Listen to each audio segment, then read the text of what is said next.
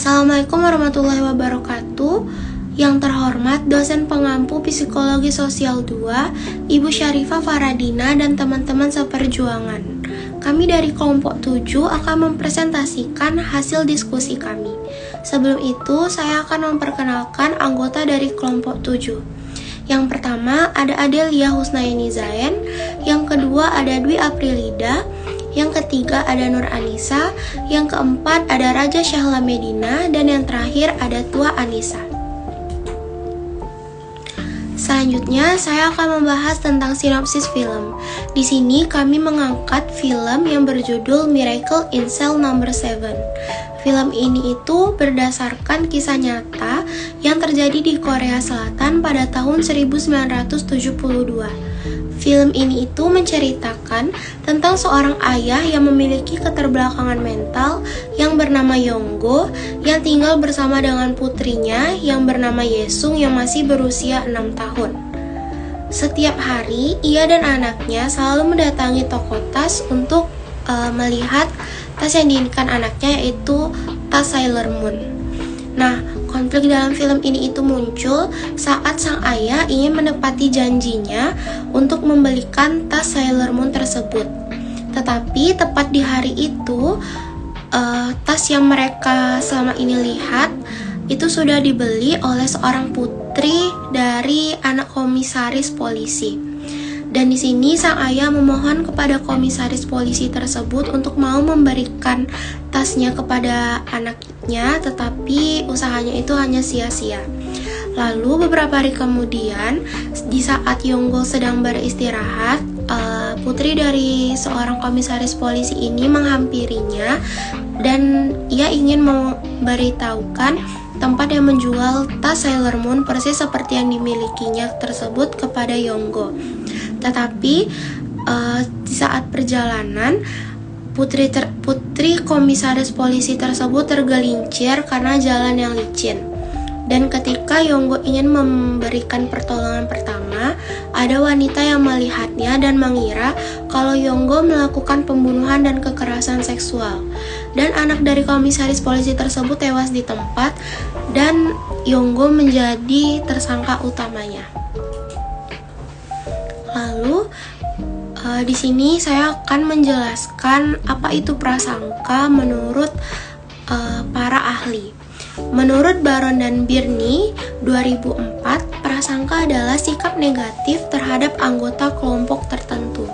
Banyak orang yang membentuk dan memiliki prasangka karena dengan berprasangka dapat memainkan sebuah peran penting untuk melindungi atau meningkatkan konsep diri atau citra diri individu, dikutip dari Baron and Birney 2004. Nah, jadi dapat disimpulkan prasangka adalah sebuah sikap, biasanya bersikap negatif, yang ditujukan bagi anggota-anggota beberapa kelompok yang didasarkan pada keanggotaannya di dalam kelompok. Nah, sebagai contohnya itu, pada saat Yonggo melakukan latihan percobaan nafas buatan kepada rekan kerjanya secara beneran, yang seharusnya itu tuh tidak perlu benar-benar dilakukan. Dan rekan kerjanya yang lain memandang Yonggo aneh dan dengan tatapan mengejek. Setelah saya di Aprida, saya akan melanjutkan materi sebelumnya. Mengapa prasangka menjadi sulit untuk diteliti? Karena tingkat kecerdasan yang sangat rendah dan berkebutuhan khusus, Yonggo tidak dapat membuat pernyataan yang dapat membela dirinya. Dengan kekerasan, Yonggo mengaku bahwa ia telah membunuh dan memperkosa Giong untuk membalas dendam. Akibatnya, ia ditahan di sel nomor 7 sembari menunggu eksekusi dari pengadilan. Selain tingkat kecerdasan yang sangat rendah dan Yonggo yang berkebutuhan khusus, juga ada hal yang membuat kasus ini sulit diteliti, yaitu karena adanya diskriminasi. Contohnya yaitu diskriminasi hukum dan diskriminasi dalam kehidupan masyarakat. Yang pertama, diskriminasi masyarakat. Diskriminasi dalam kehidupan masyarakat yang dialami Yonggo adalah ketika rekan kerja Yonggo memandang aneh Yonggo yang sedang melakukan latihan nafas buatan. Yonggo sedang mempraktekkan latihan nafas buatan yang seharusnya tidak perlu benar-benar dilakukan, dipraktekkan kepada salah satu rekan kerja pria dengan tingkah laku yang aneh. Rekan kerja Lionggo yang telah mengetahui Lionggo adalah seorang yang penyandang kebutuhan khusus tidak bisa memahami tindakan tersebut. Mereka justru memandang aneh Lionggo dengan tatapan aneh dan tersenyum menghina seolah-olah mengatakan bahwa Lionggo tidak dapat melakukan pekerjaan dengan baik. Yang kedua ada diskriminasi hukum. Salah satu bentuk diskriminasi dalam bidang hukum yang dialami Lionggo adalah ketika ketua sipir memberikan hukuman kepada Lionggo yang lebih berat daripada narapidana lainnya. Dalam waktu yang sama, Lionggo juga menerima tendangan dari ketua sipir. Keterbatasan Lionggo membuat ia tidak dapat melawan pernyataan dari ketua sipir yang menganggap dirinya salah. Ketua sipir menendang Lionggo berulang kali dengan mengabaikan status Lionggo adalah seorang berkebutuhan khusus. Contoh bentuk diskriminasi lainnya dalam bidang hukum yaitu ketika komisaris polisi berlaku tidak adil kepada Lionggo. Walaupun komisaris polisi mengetahui bahwa Lionggo adalah penyandang kebutuhan, komisaris polisi tetap memberikan pukulan kepada Lionggo tanpa memberi penjelasan atau tanpa mendengar penjelasan dari Lionggo. Saya Tuhanisa akan melanjutkan pertanyaan nomor 4, yaitu apa perbedaan dalam gaya atribusi antara budaya individualis dan kolektivis? Dengan keterangan singkat film yang sudah dijelaskan teman saya tadi, terdapat perbedaan gaya atribusi yang dimana gaya atribusi itu adalah bagaimana kita membuat keputusan tentang seseorang. Kita membuat sebuah atribusi ketika kita merasa mendeskripsikan perilaku seseorang tersebut dan mencoba menggali pengetahuan mengapa mereka berperilaku seperti itu. Dalam film ini dapat dilihat dari kepala sipir yang dari awal sudah ragu dengan tuduhan kasusnya Yonggo. Sang sipir melihat perilaku Yonggo selama ini baik hati. Sebelum kita mengetahui tentang keterkaitan film ini dengan gaya individualisme dan kolektif, sebaiknya kita mengerti apa dulu dari individualisme dan kolektif tersebut. Menurut Hofstede, individualisme adalah suatu tatanan sosial di mana terdapat hubungan longgar antara individu satu dengan individu yang lain, atau dapat disebutkan individualis yang hanya merasa wajib membantu keluarga langsungnya.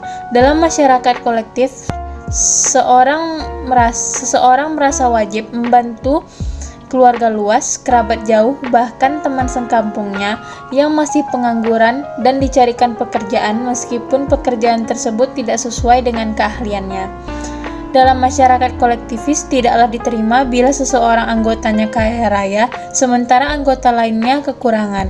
Maka si kaya harus memberi perhatian teman-temannya yang beda nasib dengan dia, memberinya uang, memberi pekerjaan, dan menghasilkan uang.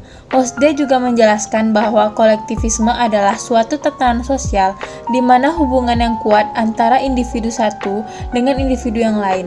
Dengan kata lain, kolektif yaitu sebuah kehidupan di mana setiap individu terikat oleh sedikit kelompok, namun keterikatan tersebut lebih kuat dan lebih lama. Hubungan antar individu dalam kolektivis bersifat total. Tidak dianjurkan seorang individu untuk menonjol sendiri dalam kelompok. Manusia kolektivis sangat peduli dengan peristiwa-peristiwa yang dialami kelompoknya. Jika dikaitkan dengan film tadi, polisi berada pada posisi kolektif karena memiliki sifat menekan dan melakukan interogasi terhadap Yonggo. Sedangkan si anak memiliki sifat individualis yang melihatkan dari anaknya ingin membersihkan baik orang tuanya dengan mengumpulkan segala bukti yang ada. Perkenalkan, nama saya Delia Hussein. Saya akan melanjutkan presentasi dari teman saya. Faktor-faktor penyebab terjadinya persaingan antar kelompok. Suatu ketika terjadi peristiwa tragis yang membuat Lianggu dipenjara.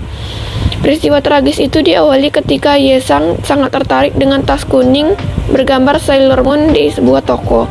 Karena belum gajian, Lianggu dan Yesang hanya bisa melihat tas itu dari balik etalase kaca. Lianggu berjanji akan membelikan tas itu setelah gajian. Tapi betapa kecewanya Lianggu dan Yesang karena tas Sailor Moon itu dibeli seseorang anak perempuan bersama orang tuanya. Karena sangat sayang kepada anaknya, Lee Yang-gu nekat masuk ke dalam toko dan meminta agar tas Sailor Moon itu tidak jadi dibeli.